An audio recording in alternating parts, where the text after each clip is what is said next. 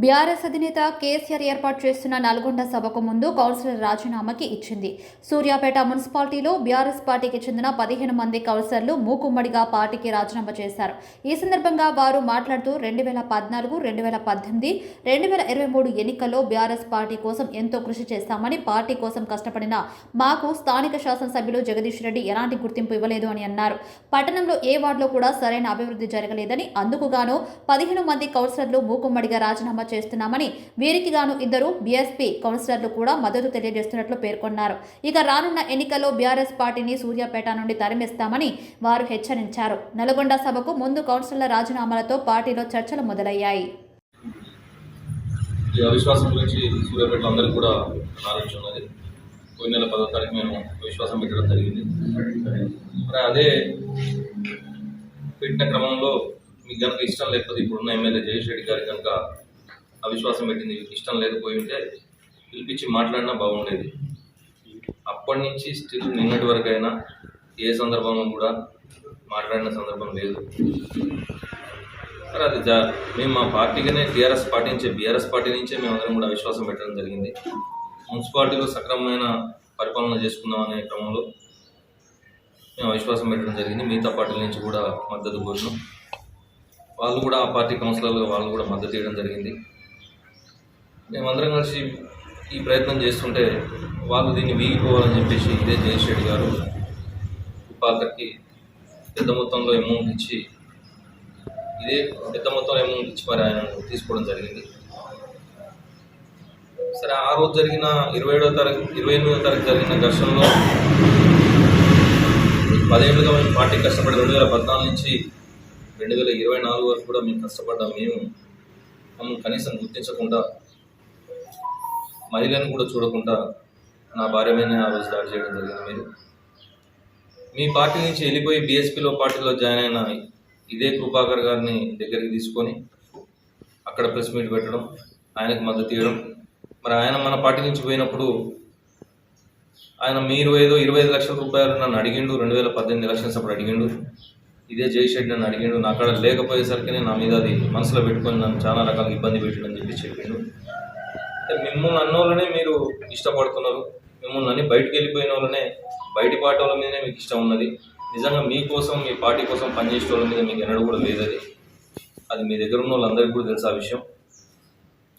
మీకోసం కష్టపడే జనాల్లో ఉండేటోళ్ళకు, ఆ ఉండే ప్రజాప్రతినిధులందరికీ, ఓట్లున్న ప్రజాప్రతినిధులందరినీ పక్కన పెట్టుకొని, ఓట్లు లేనటువంటి వాళ్ళందరినీ మీ ఎంట పెట్టుకొని మీరు వాళ్ళందరినీ, ప్రజల్లో ఉండేటోళ్ళందరినీ దూరం చేసుకునే అలవాటు మీకు మొదటి నుంచి ఉన్నది.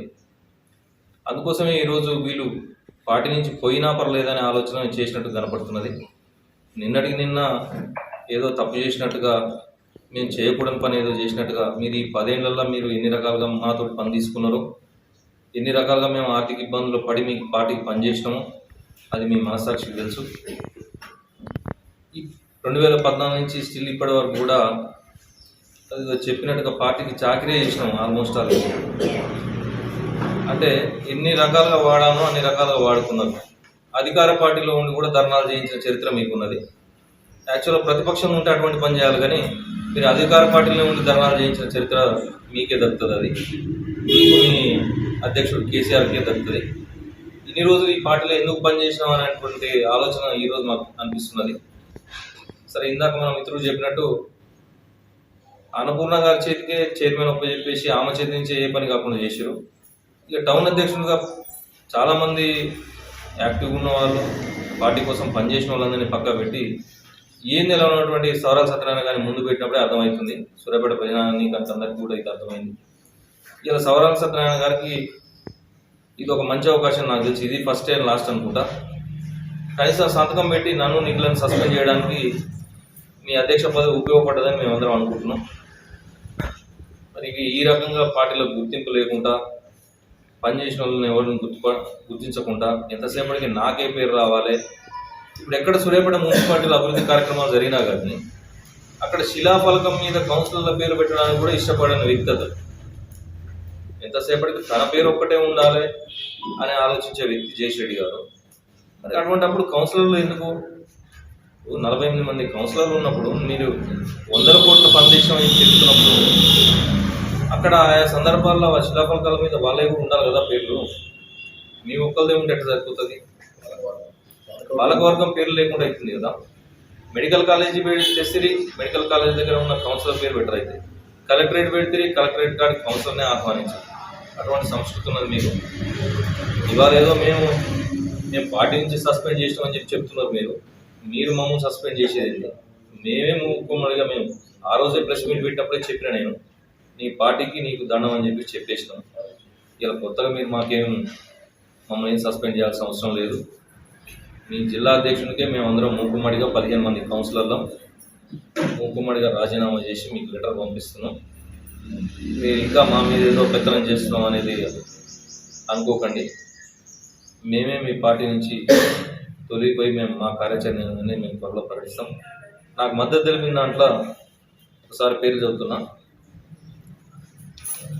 గౌరయ్య గారు, మామిడి గౌరయ్య గారు 2వ వార్డు, ధరావత్ రవి గారు 3వ వార్డు నుంచి, జాటోత్ లక్ష్మీ మకట్లాల్ గారు 4వ వార్డు, కుమ్మం రేణుకా రాజేందర్ గారు 7వ వార్డు, బచ్చలపూరి శ్రీనివాస్ గారు 12వ వార్డు, ఎలిమినేటి కౌన్సిలర్లు అందరూ వీళ్ళు, ఎలిమినేటి అభినయ్ గారు 15వ వార్డు, మాలో కమల చంద్రనాయక్ గారు 18వ వార్డు, చిల్వేరు లక్ష్మీకాంతమ్మ గారు 27వ వార్డు, రాపతి శ్రీనివాస్ గారు 28వ వార్డు, అనంతుల యాదగిరి గారు 29వ వార్డు, జహీర్ గారు 32వ వార్డు, జ్యోతి శ్రీ విద్యా కర్ణాకర్ గారు 35వ వార్డు, గండూరు రాధికా రమేష్ గారు 38వ వార్డు, నామా అర్ణ గారు 43వ వార్డు.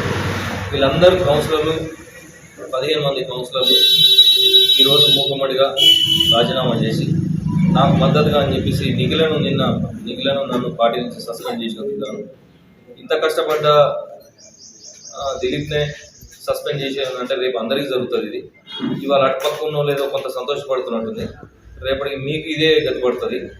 పని తీసుకొని సస్పెండ్ చేయడం అవన్నీ కామన్ వీళ్ళకి. అది పని చేసిన వాళ్ళని పక్కకు పెట్టే అటువంటి ఆలోచన అతనికి ఉన్నది. కాబట్టి ఇవన్నీ ప్రజలు గమనిస్తున్నారు. నేను కూడా ప్రజలను కోరుకునేది ఏంటంటే, ఇవాళ మేము అటు పక్కనే మాకు గౌరవం లేక మేము మమ్మల్ని నమ్ముకున్న ప్రజలకు మేము ఏం చేయలేక ఆ పరిస్థితిలో మేము ఆ పార్టీకి రాజీనామా చేసినాం.